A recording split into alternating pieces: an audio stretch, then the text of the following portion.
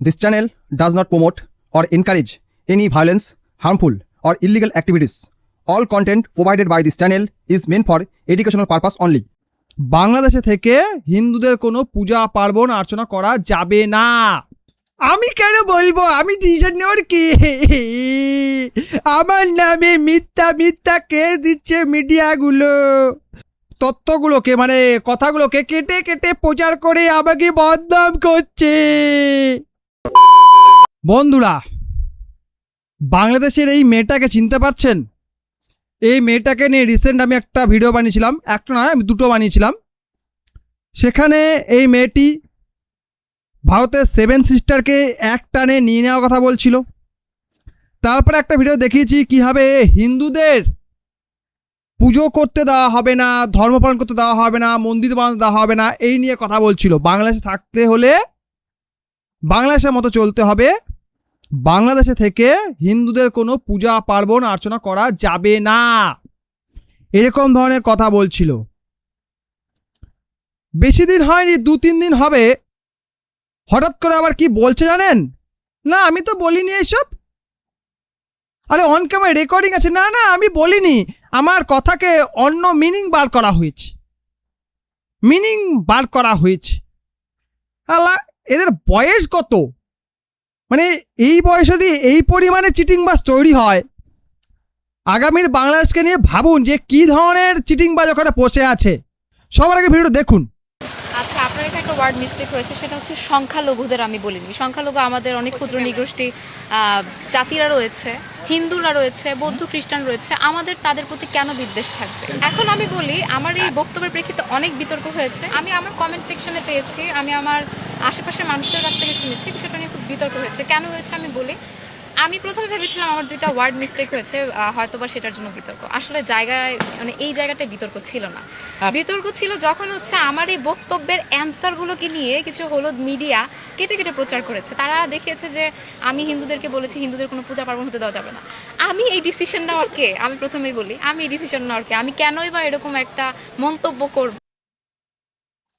আমি কেন বলবো? আমি ডিসিশন নেওয়ার কি? আমার নামে মিথ্যা মিথ্যা কেস দিচ্ছে মিডিয়াগুলো।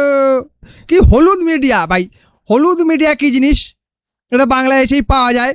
হলুদ মিডিয়া তার তথ্যগুলোকে মানে কথাগুলোকে কেটে কেটে প্রচার করে আমাকে বদনাম করছে। সত্যি কি তাই? আগে না, একে আমরা চিনতাম, একে আমরা জানতাম কে এ, কোন হনু, কোন হরিদাস পাল, একে আমরা কেউ চিনতাম না। কিন্তু আজকে ছবিটা আমরা দেখতে পাচ্ছি, একে নিয়ে ভিডিও বানাচ্ছি। কেন বানাচ্ছি? এ হিন্দুদের নিয়ে কথা বলেছে, এ ভারতকে নিয়ে কথা বলেছে, এ ভারতের 7 সিস্টার নিয়ে কথা বলেছে, ভারত বিদ্বেষী মনোভাব দেখিয়েছে। কেন দেখিয়েছে জানেন? দেখিয়েছে ফেমাস হওয়ার জন্য। ওদের কাছে ফেমাস হওয়ার একটাই চাবিকাঠি, সেটা হচ্ছে ভারত বিদ্বেষী। যত বেশি ভারত বিদ্বেষী হবা তত তুমি ফেমাস হবা। আমার দেশে কিছু আছে না, সেকু মাকু চাকু, ওই চাকুগুলা কি করে? ভারত বিদ্বেষী কথা বলে, গরিবের হয়ে কথা বলে, আর ফেমাস হয়ে যায়। সকলে তাকে নিয়ে চর্চা করা শুরু করে দেয়। এ অমুকে এটা বলছে, অমুকে সেটা বলছে, ও গরিব হয়ে গলা ফাটাচ্ছে। আদতে কারোর জন্য ফাটাচ্ছে না, ও নিজের জন্যই ফাটাচ্ছে, নিজে পকেট ভরা ধান্দা করে বেড়াচ্ছে। আর এরা হচ্ছে সেই লেভেলেরই লোক, এরা এখান থেকে রাজনীতি শেখে। ওরা দেখো ভারতের লোকগুলো কেমন ধরনের রাজনীতি করছে, ওরকম করতে হবে। ঠিক অ্যান্টি ইন্ডিয়া স্টেটমেন্ট দিতে হবে। সেটা যখনই সোশ্যাল মিডিয়ায় পোস্ট হবে, মুহূর্তের মধ্যে ভাইরাল হয়ে যাবে, একদম রাতরাত ছকে ভাইরাল হয়ে যাবে। আর ভাইরাল হলেই আমাকে সবাই চিনতে পারবে, ভারতে আমাকে নিয়ে কথা হবে, আমাকে নিয়ে কথা হবে। আমি একটা আলবাল ছাল, বাংলাদেশের কোন কোনায় পড়ে থাকি, দুবেলা করে খেতে পাই না, আমি একটি আলবাল ছাল, রাতারাতি এইরকম তুড়ি মেরে ভাইরাল হয়ে যাব। ভাইরাল হওয়া মাত্রই টাকা টাকা টাকা আসবে, টাকা আসবে। এই ধান্দা এরা অ্যান্টি ইন্ডিয়া কথাবার্তা বলে। আজকের বক্তব্য শুনে পুরোপুরি শিওর হওয়া গেল, এ পুরোপুরি ফেমাস হওয়া চক্করে এই কথাগুলো বলেছে। আরও অনেক কথা বলেছে, সেসব শুনে আমাদের লাভ নেই।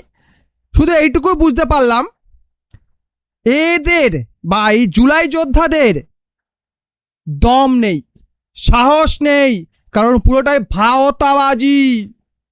জুলাই যোদ্ধা, সেটা আবার কেমন যোদ্ধা জানি না। এরা কি সীমান্তে গিয়ে যুদ্ধ করেছে, কোনো বিদেশি শক্তিকে আটকিয়েছে, কি করেছে এরা? দেশের মধ্যে অরাজকতা চলছিল, সেটাকে আটকিয়েছে, কি করেছে এরা? বরঞ্চ অরাজকতা সৃষ্টি করেছে। ইউনিস যে 1.5 বছর ক্ষমতায় ছিল, 18 মাস ক্ষমতায় ছিল বাংলাদেশে, এই 18টা মাস বাংলাদেশে অরাজকতা চলেছে। ভারতের সঙ্গে পায়ে পা দিয়ে ঝগড়া করে দেশটাকে তলানিতে নিয়ে গেছে। আজকে ওখানকার বিএনপি সরকার ক্ষমতা আবার কি করছে জানেন? ভারতের সম্পর্ক মজবুত করার চেষ্টা করছে, মজবুত, যার ফলস্বরূপ দীর্ঘ প্রায় 2 বছর পর ভারত আবার বাংলাদেশিদের জন্য ট্যুরিস্ট ভিসা চালু করতে যাচ্ছে, যেটা বন্ধ হয়ে গিয়েছিল 24 আগস্ট মাস থেকে। বন্ধ করে কার ক্ষতি হয়েছে? বাংলাদেশিদের। ট্যুরিস্টের ওপর যারা ডিপেন্ডেন্ট, আমাদের যারা ডিপেন্ড, হোটেলগুলো বা বাস সার্ভিস যেসব ট্যুরিস্টের সঙ্গে যুক্ত আছে, তাদের কিঞ্চিত লস হলেও সবচেয়ে বেশি ক্ষতি হচ্ছে এদের। কারণটা কি? কারণ ট্যুরিস্ট ভিসা এসে এরা মেডিকেল ট্রিটমেন্ট করে, ট্যুরিস্ট ভিসা এসে এরা কম পয়সায় আনন্দ উপভোগ করে। বর্তমানে বাংলাদেশিদের মালয়েশিয়া বলুন, সিঙ্গাপুর বলুন, থাইল্যান্ড বলুন, কেউ এন্ট্রি দেয় না, কেউ ঢুকতে দেয় না। এরা বাধ্য হয়ে ভারতের সামনে হাতে পায়ে ধরেছে, ভারত আমাদের ঢুকতে দাও, আমাদের দেশের লোকরা তো পাগল হয়ে যাবে, একটু ঢুকতে দাও। ভারতও দরজা খুলে দিল। এমনি এমনি নিশ্চয়ই খোলেনি, কোনো শর্ত চাপিয়েছে। আজকে মানে দীর্ঘ প্রায় 4-5 মাস ধরে ভারতকে নিয়ে সেরকম উল্টো পাল্টা কথা বাংলাদেশ থেকে আসে না। এটা ঠিক যে পশ্চিমবঙ্গের নির্বাচন হওয়ার পরে পশ্চিমবঙ্গের মাননীয় মুখ্যমন্ত্রী শুভেন্দু অধিকারী মহাশয়কে নিয়ে জামাত শিবির অনেক উল্টো পাল্টা কথা বলেছে, তার মা বাবা তুলে গালাগাল দিয়েছে, জামাতের লোকেরা দিয়েছে। কিন্তু বাংলাদেশের সরকারি কোনো আধিকারিক, কোনো মন্ত্রী পশ্চিমবঙ্গের মুখ্যমন্ত্রীকে নিয়ে বা ভারতবর্ষের প্রধানমন্ত্রীকে নিয়ে কোনো কথা বলেনি, সেই ধরনের কোনো কথা বলেনি যাতে ভারত সরকারের দৃষ্টিকটু হয়। কেন? তার কারণ একটাই, ভয়। এছাড়া আরও একটি বড় কারণ আছে, যেটা আমরা সকলে জানি, সেটা হচ্ছে গঙ্গা ওয়াটার ট্রিটি। যেমন সিন্ধু ওয়াটার ট্রিটি ভারত সাসপেন্ড করে দিয়েছে, গঙ্গা ওয়াটার ট্রিটিও শেষ হচ্ছে ডিসেম্বরে, এবছর ডিসেম্বর শেষ হচ্ছে। এরপর ভারত যদি সেটা আবার চালু না করে, রিনিউ না করে, বাংলাদেশ কিন্তু শুকিয়ে মরবে। বাংলাদেশ অনেক কথা বলেছে, আমরা পদ্মা নদীর উপর একটা 2.5 কিলোমিটার লম্বা বাঁধ বানাবো, কিন্তু সরকারিভাবে এর কোনো ঘোষণা হয়নি। কেন হয়নি? তার কারণ হচ্ছে ভারত। ভারতের ভয়ে এতদিন এই জুলাই যোদ্ধা নামে বাংলাদেশে যে অরাজকতা সৃষ্টি করেছে এই ধরনের অসামাজিক মানুষজন, এই যারা জুলাই যোদ্ধা বলে নিজেকে দাবি করে, এখন তার রাস্তা মোড়ে মোড়ে মার খায়, জুলাই যোদ্ধা বললেই কেলানি খায়। তারা চাইছিল ভারতের সঙ্গে একটা যুদ্ধ লাগিয়ে দিতে পারলে আমাদের লাভ হবে, কিন্তু ওখানকার জনগণ এবং যারা ওখানকার সরকারি আমলা তারা বুঝে গেছে ভারতের সঙ্গে গন্ডগোল পাকিয়ে কোনো লাভ হবে না, কোনোভাবেই লাভ হবে না। ভারতের সঙ্গে গন্ডগোল পাকানোর জন্যই আজকে ভারত চারিদিক দিয়ে ঘিরে দিচ্ছে, ভারতের সঙ্গে গন্ডগোল পাকানোর জন্যই আজকে ভারত পুশ ব্যাক করছে। ভারতের সঙ্গে গন্ডগোল আরও বাড়িয়ে দিলে আমাদের জল বন্ধ করে দেবে, বেশি কিছু কথা বলতে গেলে হয়তো মিলিটারি অ্যাকশনও নিতে পারে। অপরদিকে ইসরায়েলের নজর পড়েছে বাংলাদেশের দিকে। এত কিছু ঘটনা, সব কিছু কিন্তু বাংলাদেশের বিপরীতে যাচ্ছে।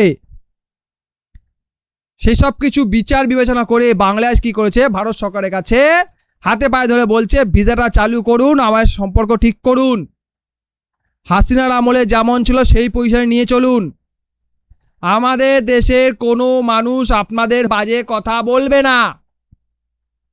হয়তো কোনো সরকারি আমলা একে গুঁতো মেরেছে, বলছে নিজের ক্ষমা চা সর্বসমক্ষে, তাই আজকে বলছে না না আমি তো হিন্দুদের নিয়ে সেসব কোনো কথা বলিনি, আমি ডিসিশন নেওয়ার কে, আমি কে, তুমি যখন কে বলেছ কেন? ভিডিওটা আরেকবার দেখাই, দেখুন ও কি বলেছিল। তো আমরা বলতে চাই বাংলাদেশে যে পরিমাণে লক্ষাধিক হিন্দুরা রয়েছে তারা বাংলাদেশে কোনো রকমের পূজা করতে পারবে না, কারণ বাংলাদেশ একটা সংখ্যাগরিষ্ঠ মুসলিম দেশ। বাংলাদেশ সংখ্যাগরিষ্ঠ মুসলিম দেশ এবং শুধুমাত্র হিন্দুত্ববাদের যেই পূজা পার্বণ এগুলোই না, হিন্দুরা যে বিভিন্ন রকমের চক্রান্ত করে এটা কেবল বাংলাদেশে না, এটা সারা বিশ্বে প্রমাণিত। সুতরাং হিন্দুদের কোনো পূজা পার্বণ, কোনো রকমের কোনো আয়োজন, কোনো অনুষ্ঠান, কোনো কিছু আর বাংলাদেশে হতে দেওয়া যাবে না। আমরা যদি এর পরবর্তীতে কোনো হিন্দুকে এখানে কোনো পূজা পার্বণ করতে দিই, আমরা কিন্তু আপনাদের হিন্দুদেরকে ঘাড় ধাক্কা দিব এবং তাদের যে সকল পূজা পার্বণ এগুলো বাংলাদেশে আর চলবে না। আমার মনে হচ্ছে তাদের আসলে সুখী থাকতে ভূতে খেলাচ্ছে, তারা নিজেরাই চাচ্ছে বাংলাদেশ থেকে যেন মানুষ ক্ষিপ্ত হয়ে তাদেরকে লাথি মেরে ভারতে পাঠিয়ে দেয়, যার কারণে এভাবে তারা ষড়যন্ত্র। শুনলেন? তখন সে এই কথাগুলো বলেছিল, বলছে না এটা আমার কথাকে, আমার এই ভাষণগুলোকে মিসলিডিং করা হয়েছে, ভুল প্রচার করা হয়েছে।